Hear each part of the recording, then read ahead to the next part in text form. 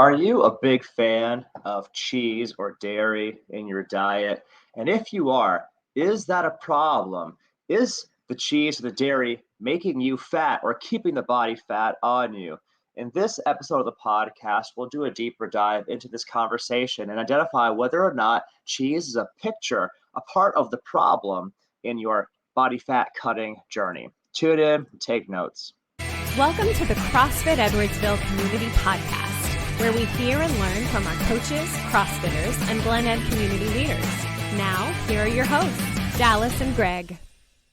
What's up, guys? I'm Coach G, one of the coaching team here at CrossFit Edwardsville. And in this episode of the podcast, we're going to talk a little bit about cheese and dairy and how it may be impacting you in terms of living your best life, being your healthiest and best self. And as we go into this conversation, I want to be pretty clear that generally speaking, anytime I talk to somebody about healthy living and healthy eating, I don't color most foods in the light of this is a bad food and this is a good food, because depending on you and your goals and what you're looking to achieve, a lot of foods can potentially have a place and advance your goals depending on what you're trying to achieve. But most people are coming to us are in the interest of adding muscle, subtracting fat, taking their energy levels up several levels, improving their endurance, their stamina, their strength in the gym.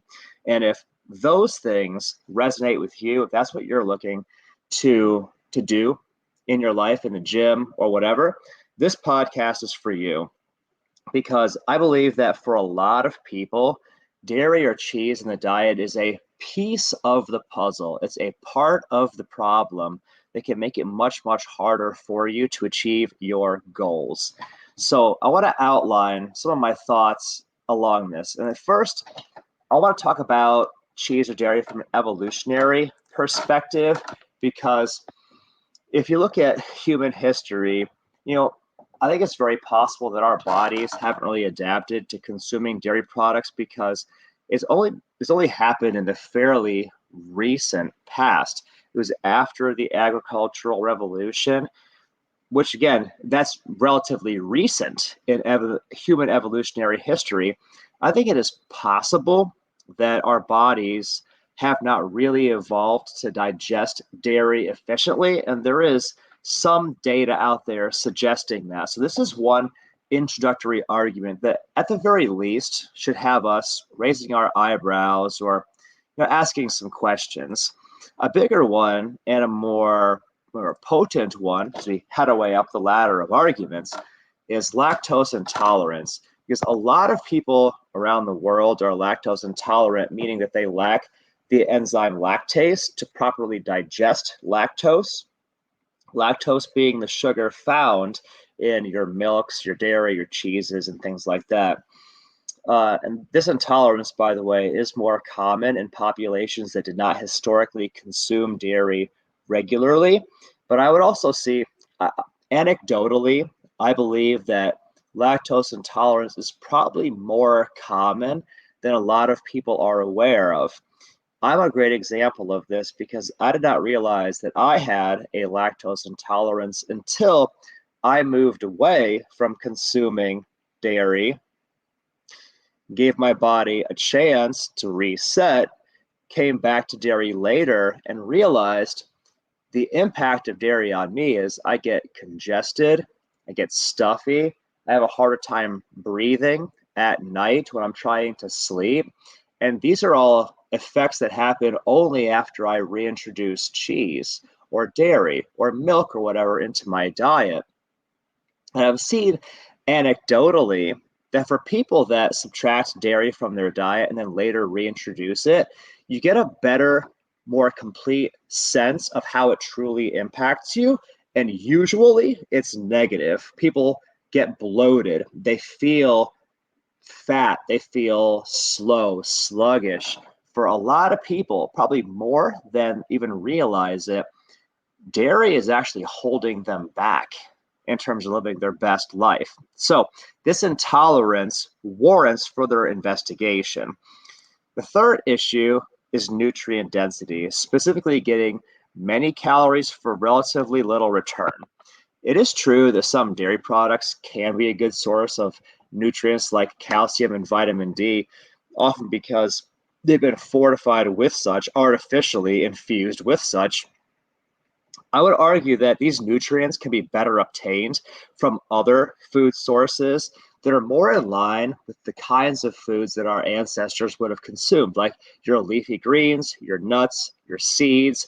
These whole foods, real foods, actually give us better sources of our calcium and vitamin D. Certainly, going outside and actually being in the sun for 10 minutes a day is a better source of vitamin D than any cheese ever will be.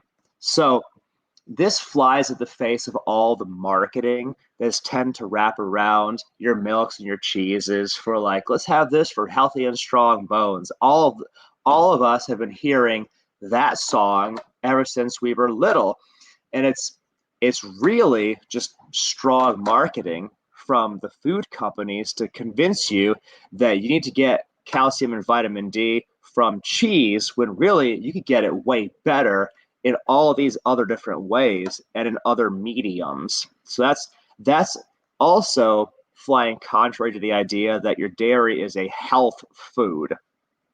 Let's go to number 4, potential health concerns.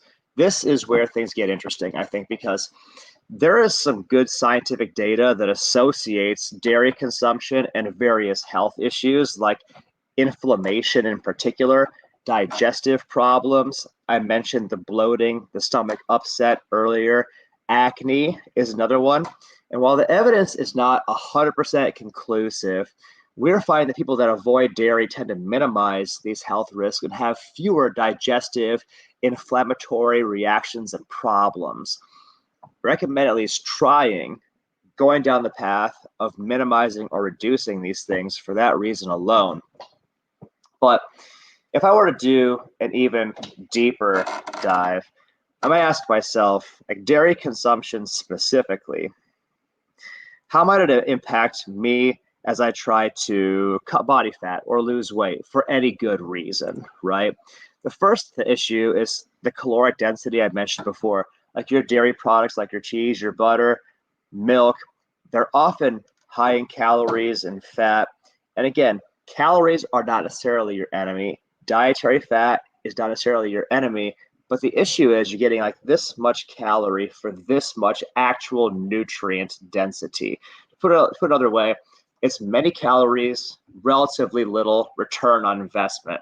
You're taking in a lot of stuff and getting relatively little for it. And that can make it harder if you're one of the people that believe in a caloric deficit for weight loss. So that is the first issue. The second issue is the issue of satiety. Let me go ahead and cue up there it is, my heading, satiety. So you may look at it like your dairy products don't give you the same level of satiety per calorie as stuff like fruits, vegetables, and other lean meats, lean proteins can do, meaning you're not as full for as long consuming these things. In aggregate, that can lead to overconsumption, which may potentially also hinder your weight loss efforts. The third issue is that lactose intolerance I talked about before. Again, this means people have a difficulty digesting the lactose sugar that is in your milk and dairy products. And the lactose intolerance can lead to gastrointestinal discomfort, your bloating, other digestive issues, which can interfere with your weight loss efforts. Additionally, number 4, and this is a big one, this is a big problem, is the insulin response.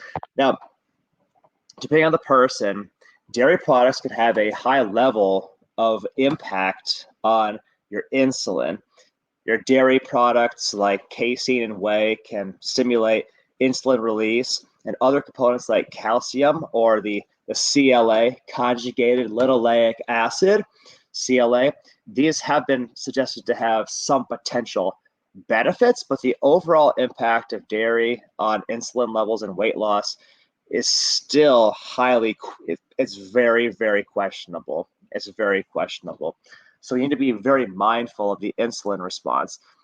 Fifthly, and perhaps most importantly, are the hormonal factors. There is research that suggests dairy consumption affects your hormone levels, particularly the insulin-like growth factor 1, IGF-1, insulin-like growth factor 1, and that has been associated with increased risk of certain cancers and influences body composition. While it'd be helpful to have more research on the topic, like the relationship between dairy consumption and a negative impact on your hormones and a negative impact on your weight management is definitely there and is definitely something you need to be aware of if cutting body fat is one of your goals. So to kind of like summarize all of this, it's very possible that dairy or cheese in your diet is jacking with your metabolic systems, is jacking, potentially could be introducing a lot of inflammation to your body. It's possible that you don't actually tolerate or consume or digest it all that well, and you don't even know it because you're so used to having it in there that you don't know what it feels like to not have it in there. At the very least, I hope that this episode of the podcast has given you some food for thought and potentially has you considering maybe doing a 30-day dairy fast, moving away from that so you can kind of reset your body and then perhaps later try reintroducing it to see how it affects you positively or negatively. I think at least it's worth investigating. I also would say that anecdotally, I see people cut body fat a lot faster when they avoid dairy and instead get protein elsewhere, calcium elsewhere, vitamin D elsewhere, carbohydrate intake elsewhere, dietary fat elsewhere. It just seems that people get to their goals faster, more often than not, if they avoid it versus have it. So hopefully something in this podcast has been helpful for you, or at least opened your eyes to some things that you haven't thought about. You can leave us a comment down below or share this with somebody who maybe is also interested in this topic. We hope that you do. We love having a conversation with our audience, so feel free to leave us a comment below on your thoughts, and we'll talk to you again in the next episode. But for now, thank you for the gift of your time and your attention. I will see you in the next episode.